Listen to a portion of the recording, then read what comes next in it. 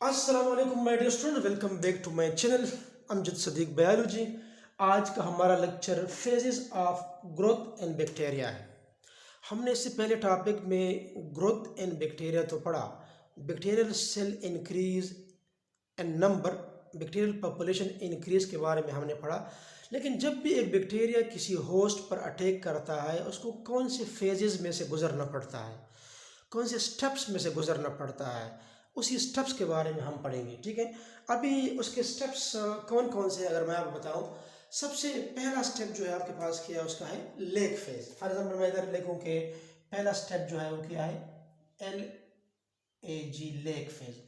दूसरा आपके पास है LOG लॉग फेज, LOG। ठीक है, फिर आपके पास क्या है, स्टेशनरी फेज है, फिर आपके पास डिक्लाइन फेज। मीन ये आपके पास LAG लेग फेज पहला है, ये लॉग या एक्सपोनेंशियल ग्रोथ फेज ये आपके पास सेकंड फेज है, ये आपके पास तीसरा जो है स्टेशनरी फेज है, और ये चौथा आपके पास है डिक्लाइन या डेथ फेज भी कहा जाता है, या लॉगरिथमिक फेज भी इसको कहा जाता है। चार फेज है। तो अक्सर स्टूडेंट्स इसमें कंफ्यूज होते हैं कि लॉग फेज पहले आता है या लॉग फेज या लेग फेज पहले आता है। तो इसमें अक्सर स्टूडेंट जो होते हैं कंफ्यूज होते हैं। तो मैं आपको एक हैंड्स किस्म का देता हूँ, एक आपको एक कोड किस्म का बता देता हूँ। ये कोई ऐसा कोड नहीं है कि मतलब किसी बुक्स में आया है, मैं अपनी तरफ से आपको बताता हूँ ताकि आप को MCQs में आ जाए कि phases of growth in bacteria का फर्स्ट फेज कौन सा है। तो आपको पता है कि ये लेग फेज है और दूसरा वाला क्या है, लॉग है। तो अक्सर स्टूडेंट्स इसमें कंफ्यूज हो जाते हैं, वो कहते हैं कि लेग की जगह पर वो लॉग लिख लेते हैं। तो कैसे आपको पता चलेगा कि पहला वाला जो है वो लेग फेज है। अब अगर आप देखें, ये L और G इन दोनों में कॉमन है, लॉग में भी L और G क्या है, कॉमन है। बात रह गई किस चीज़ की, दरमियान में जो आपके पास डिफरेंट इसमें अल्फ़ाबेट है, वो ये A है और इधर O है। तो A और O में अल्फ़ाबेटिकल ऑर्डर में पहले क्या आता है, A आता है। तो इससे आप अंदाज़ा लगाए कि LAG लेग फेज पहला phase of growth in bacteria है। देन आपके पास LOG लॉग फेज है। ठीक है, इंशाल्लाह इस तरीके से आपको याद होगा। फिर स्टेशनरी फेज एंड डेथ और डिक्लाइन फेज। तो ग्राफ की मदद से अब मैं आपको सिंपली समझा रहा हूँ कि ये आपके पास जो ये लाइन है, ये नंबर ऑफ बैक्टीरिया को रिप्रेजेंट करता है, बैक्टीरियल ग्रोथ नंबर को ये रिप्रेजेंट कर रहा है। और ये आपके पास टाइम है 0 मिनट, 5 मिनट, 10 मिनट, मतलब नंबर और टाइम, ये दो चीज़ें यहाँ पर इंपॉर्टेंट है। बैक्टीरियल का रेट और दूसरा क्या है, टाइम, टाइम कितना लेता है। अब देखिए, सबसे पहले लेग फेज।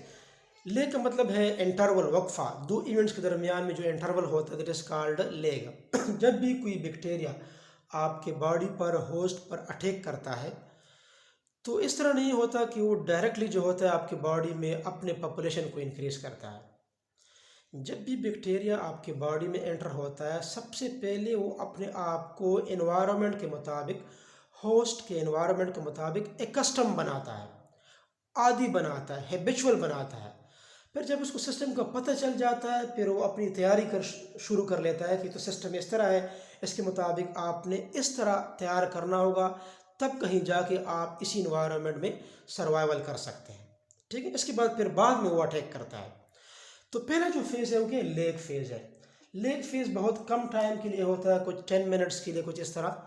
इसमें ये क्या करता है, ये अपने आप को, होस्ट सेल को स्टडी करता है और उसके साथ अपने आप को आदी बनाता है, उसके एनवायरनमेंट के साथ, उसके बॉडी टेम्परेचर के साथ, और उसके लिए कोई एंजाइम चाहिए, उसको कोई हार्मोन चाहिए, कोई न्यूट्रिएंट चाहिए, ये सारी चीज़ों का बंदोबस्त करना वो शुरू कर देता है। बाद में जो दूसरा फेज़ है LOG वाला, लॉग फेज़, वहाँ पर ये अटैक करना शुरू कर देता है और बीमारियाँ फैलाते हैं। तो मैं आपको एक सिंपल एग्जांपल दे दूँ।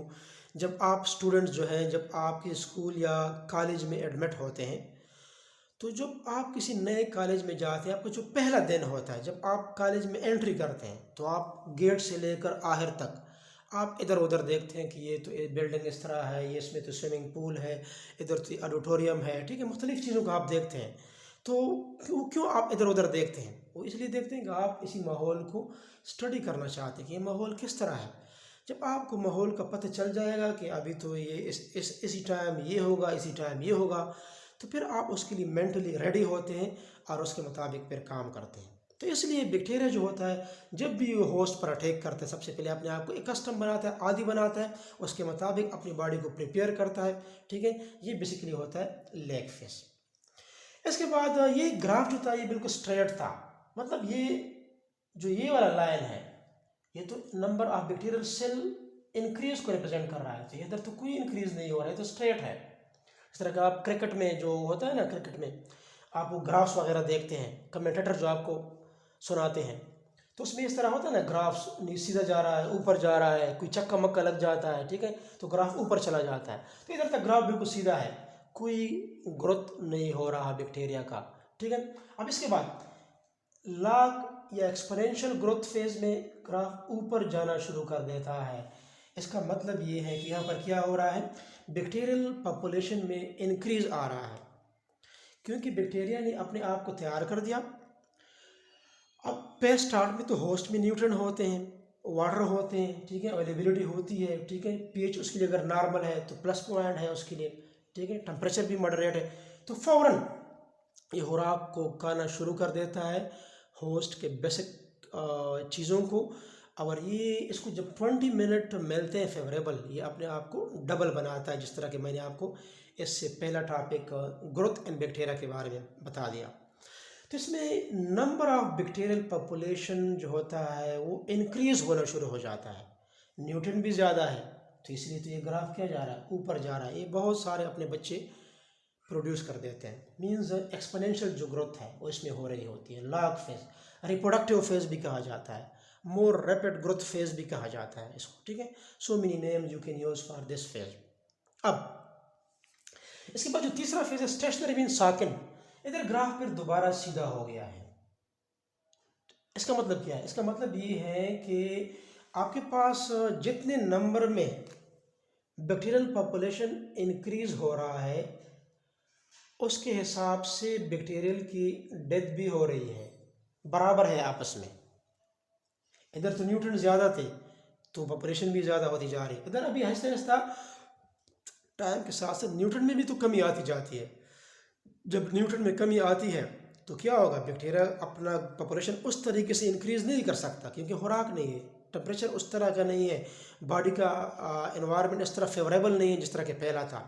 तो फिर जितने नंबर ऑफ सेल जो होते हैं पैदा होते हैं बैक्टीरिया के, उतना उसकी डाइंग भी होती है, उतना उसकी किलिंग भी होती है। तो ये ग्राफ फिर सीधा होना शुरू हो जाता है। और फोर्थ फेज जो है क्या है, डेथ और डिक्लाइन फेज। ये डिक्लाइन नीचे डिसेंडिंग ऑर्डर में आ रहा है, नीचे आ रहा है। यहाँ पर आप कह सकते हैं कि आपके पास जो बैक्टीरियल सेल नंबर है, ठीक है, that is you can say more than the जो बैक्टीरियल सेल की जो डाइंग है,